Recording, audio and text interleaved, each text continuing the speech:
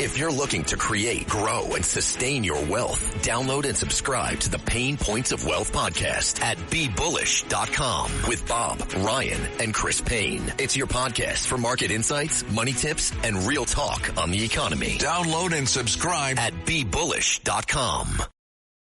This episode is brought to you by Progressive Insurance. Fiscally responsible, financial geniuses, monetary magicians. These are things people say about drivers who switch their car insurance to Progressive and save hundreds. Visit Progressive.com to see if you could save. Progressive Casualty Insurance Company and Affiliates. Potential savings will vary, not available in all states or situations. And joining us now on Another Side of Midnight with TJ McCormick here on the Red Apple Audio Networks is a good friend of the show and Middle East expert. He is the executive director for Scholars for Peace in the Middle East, Asaf Romirowsky. Asaf, welcome back to the program. Thank you for having me. Always a pleasure to be here. Really great stuff. You've been a resource for some time, for me since I started here on Another Side of Midnight. And I've always been grateful for your input and your expertise when it comes to the Middle East, when it comes to Israel and it defending itself and fighting for its life. And so much has transpired since the last time we spoke. Since we spoke, well, now we're into a ceasefire that hopefully is leading to a peace deal. Hamas got cute a couple of weeks ago, but the powers that be leaned into the Hamas leadership, I think. Fill in the blanks for me. What is the state of the agreement, the ceasefire? What are the odds for the peace to come through? Tell us what's going on in the Middle East. So a lot is going on, and as always, so where we are now is basically in the implementation of this phase deal that is played out here. The 20 live hostages that were still alive were indeed returned, and that was after Donald Trump made his historic visit also to Israel, spoke at the Israeli parliament. A lot of support by the state of Israel, by all Israelis, knowing that all of these live hostages are home because of Donald Trump and his team, including Steve Witkoff and Jared Kushner. From there, they went to the summit in Egypt in Sharm el-Sheikh. And Netanyahu was absent, though he was invited to show up. It was on, what he gave at the time, the reason for not going was it was the eve of another Jewish holiday, which of course, and he said that he would, in order not to keep decorum, as far as the Jewish holiday, he was not going to go. I also think that, politically speaking, Netanyahu did not want to be, pressured to do something he wasn't ready to do. And so I think that politically that worked out for him diplomatically how to play that game, and Netanyahu knows how to play it well. That being said, for the past few weeks now, we have seen the continuous game of playing with the body parts and continuously playing with the dead bodies. We have seen in a very emotional state a soldier that was returned, who was on the list, one of the last 5 of the deceased, a soldier who was kidnapped back in 2014, so 11 years later was now returned finally to a Jewish grave in Israel. And so there are about 3 more that we're waiting for to come home. And in the interim, the IDF is continuing to maintain hold of what they're calling the yellow line, that is the parts of Gaza that they still control, while Hamas is still in office. I mean, Hamas is still in power. I mean, right after this deal was signed, Hamas tried to reinvent itself as the so-called force of law and order. Yeah, like the badass police walking around and rounding people up and shooting people in the streets. I mean, what better definition of what people like you and other scholars and even just idiots like me have been saying forever, saying, hey, Hamas is the oppressor. Hamas is the vile actor in Gaza. And right there, I mean, proof positive. Look what they were doing. As soon as people were looking the other way for 5 minutes, they start rounding people up and shooting them. Exactly. So Hamas is not going to change. This is in their DNA. Hamas. So if you look at Trump's 20 points, as far as what this deal all looks like, one of the key components has to do with the disarmament of Hamas. Okay. And there is also a factor there, or a little subset that talks about potentially amnesty for Hamas leaving the Strip. And this is all part of what we've been talking about, and you and I have spoken about this before, trying to disentangle Hamas from Palestinian, that whatever is left of the civilian part of Palestinian society. Right. All of this came about, and I would be remiss not to mention that, only because of the pressure that came from the patrons of Hamas, namely the Qataris and Turks, because their self-interest as far as trying to get something out of us, the Turks are looking for a deal as far as the F-35s, the Qataris are looking to expand, to expand the new base, as far as the military base, as far as U.S. forces in the region. And so they had their own self-interest there. And so they were the ones who basically told Hamas, who they've been funding, look, after 2 years of this war, this is the best deal you're going to get.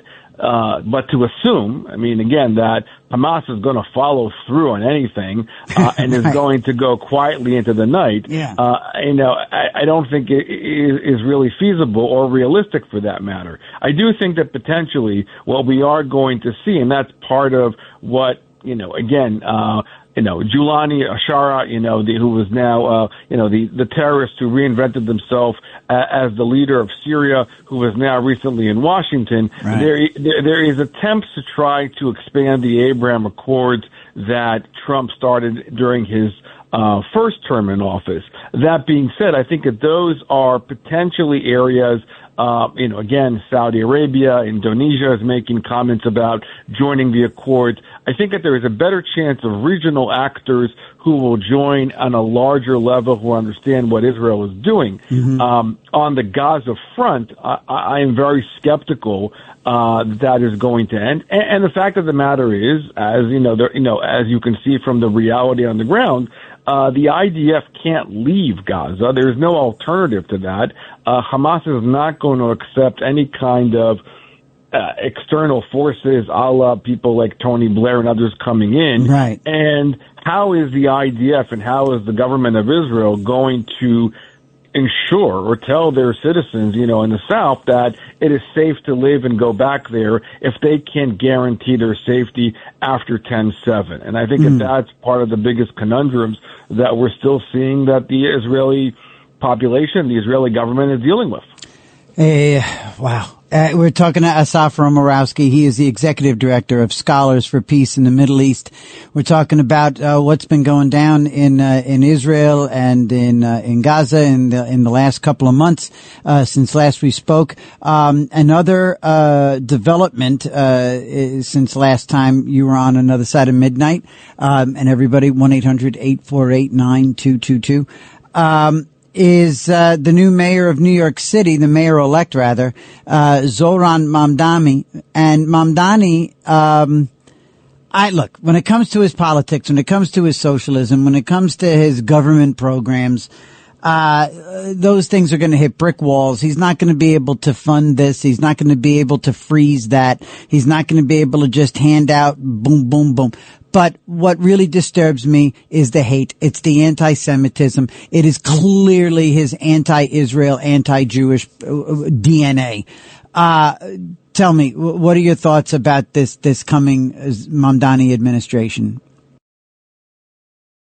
If you're looking to create, grow, and sustain your wealth, download and subscribe to the Pain Points of Wealth podcast at BeBullish.com with Bob, Ryan, and Chris Payne. It's your podcast for market insights, money tips, and real talk on the economy. Download and subscribe at BeBullish.com. Men need a store that has the right thing for their thing, like a Kenneth Cole suit made with Showflex fabric to keep them cool at their cousin-in-law's third wedding. in the middle of July. Whatever the thing, Men's Warehouse has the clothes for it. Love the way you look, Men's Warehouse. Look, I'm as concerned as you are. I mean, I think it's beyond troubling, to say the least, that 3 decades after 9/11, New York City has decided to elect a Muslim anti-Semite socialist. I mean, I think that, but again, if you look at his generation, he is 34 years old, so I don't think he obviously it clearly does not remember 9/11. Nope. And here you have this growth of urban socialism. If you look at the exit polls, the people who voted for Mamdani are overeducated, and unemployed, living in their parents' basements in Park Slope and other places. Yep. And these are the kids that, who were part of the encampments, on New York campuses, NYU, Columbia, in particular. And, this is, we know, and this is, again, I think, another telling and a very concerning factor that words have consequences. Yeah. The fact that he was never able to condemn, globalizing intifada, and the fact that he himself was a member of the Students for Justice in Palestine, the largest Hamas affiliate student group on American college campuses, when he was a student, is very telling. I mean, I think that there is, the people who voted for him are, whether it's a feature of ignorance or stupidity, but financially, I don't think this is, going to work for New York City, one of the largest cities in the United States, where Wall Street is there, and the financial community, Wall Street is not talking to Mamdani. Right. So, what is going to happen to New York City? I do think that the silver lining lies within. Hochul is up for elections, and I think that she's going to get a serious run for her money, with Elise Stefanik running against her. But even Hochul, will not let anything that Mamdani's putting forth, economically speaking, fly in Albany. Right. She already said that as far as the free buses and everything else, but it sounds trendy enough. You're living in your parents' basement and you think everything is free. And so it's very trendy to be an urban socialist. Sure. But the ideas are extremely troublesome. And this is a larger trend of this. I think the center of, this is a bigger question about where is the compass and where is the center of gravity, within the Democratic Party. When you're looking at, the latest win in Seattle, when you're looking at what's happening in Minneapolis and Chicago, I think that there's a fundamental question about how left and how normalized anti-Semitism has become within the Democratic Party on the one hand, and you have the same kind of concerns about the far right within the anti-Semitism on the right. When you talk about the Candace Owens and the Tucker Carlsons, and a lot of weird stuff going on there, buddy. Yeah, I mean, but at least you did see significant condemnation coming out of the Republican Party for the fact that they will not. That this is not the Republican Party of Ronald Reagan. Nope. They will not stand for this kind of extremism. And so whereas the Democratic Party has embraced a lot of this woke ideology, and I think so this is the ebb and flow that's playing out in American politics. Historically speaking, I mean, if you look, American politics have been mostly centrist politics, but these days it is extremely hard to find the center. Yeah. And I think that, and of course, even a bizarre moves in New York City where you had, far left Jews or so-called Jews who were saying, I'm Jewish, and I'm voting for Mamdani because, and basically who were all, obsessed with Trump derangement and can't understand, so, there are a lot of bizarre political maneuvering that have played out here. Yes. But I do think that these trends are very much the same trends that we've seen on the American college campus during the encampments, this rise of kind of Marxist. Oh, absolutely. Right. That's sure. That's the same bunch because they're enabled by the powers that be, whether it's the officials on their campuses, who are weak or agree, and just they're allowed to terrorize Jewish students on the campuses, or it's the elected officials, who are weak in the streets and allow this hate to proliferate, on the streets surrounding the campuses. 100%. I mean, I think that you're seeing this kind of conflation here of the red, green, and brown alliance all coming together, and the glue that is bringing them together is really anti-Semitism, which I think is also very telling and extremely concerning. I think that we have to, and there needs to be a serious crackdown on these very issues. And I think that's, again, whatever happens on campus never ends on campus. This is a larger cultural problem. And I think that there's also a level of ignorance of what Mamdani is putting forth. This is not America. This is not what America was built on. It's London. It's London 15 years ago. It's, you know what I mean? Everybody just needs to take a look over there, see what's going on.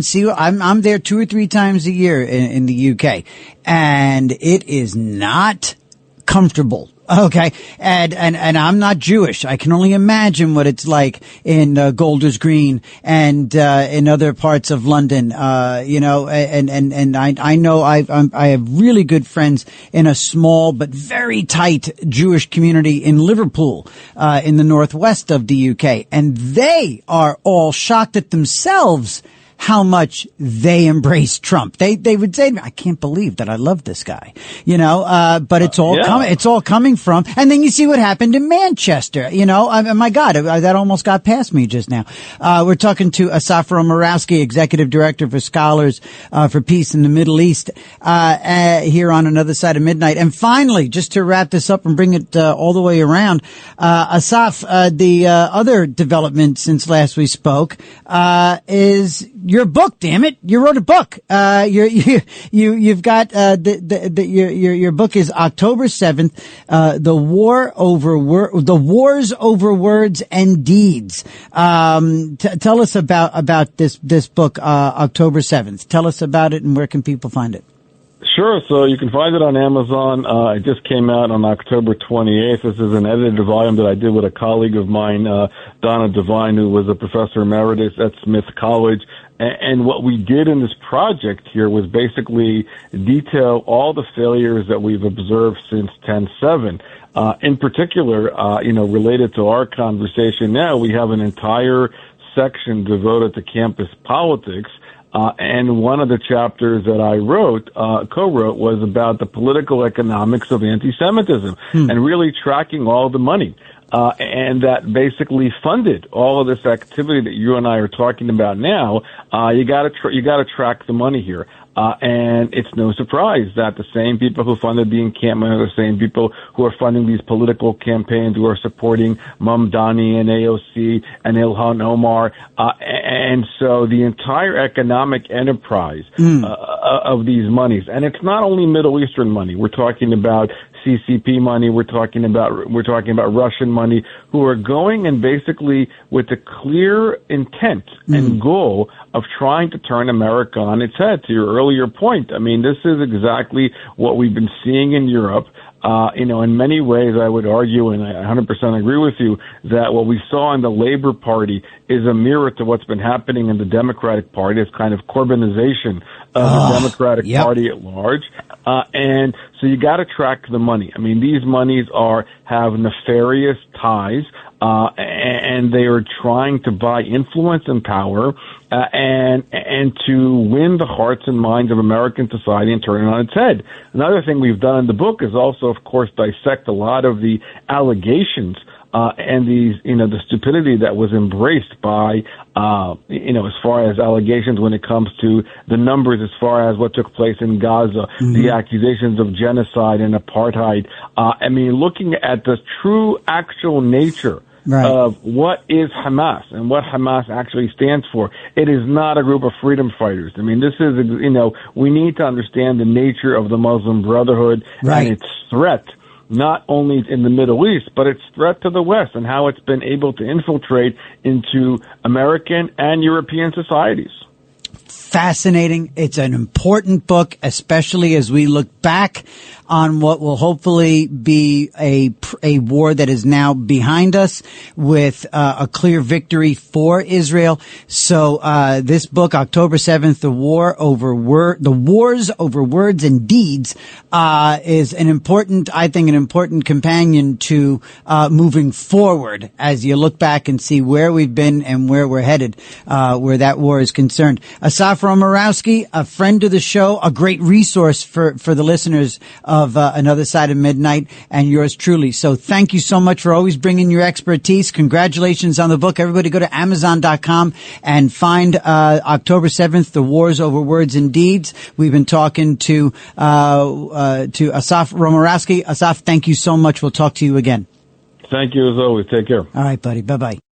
If you're looking to create, grow, and sustain your wealth, download and subscribe to the Pain Points of Wealth podcast at BeBullish.com with Bob, Ryan, and Chris Payne. It's your podcast for market insights, money tips, and real talk on the economy. Download and subscribe at BeBullish.com. The holidays mean more travel, more shopping, more time online, and more personal info in more places that could expose you more to identity theft. But LifeLock monitors millions of data points per second. If your identity is stolen, our U.S.-based restoration specialists will fix it, guaranteed, or your money back. Don't face drained accounts, fraudulent loans, or financial losses alone. Get more holiday fun and less holiday worry with LifeLock. Save up to 40% your first year. Visit LifeLock.com/podcast. Terms apply.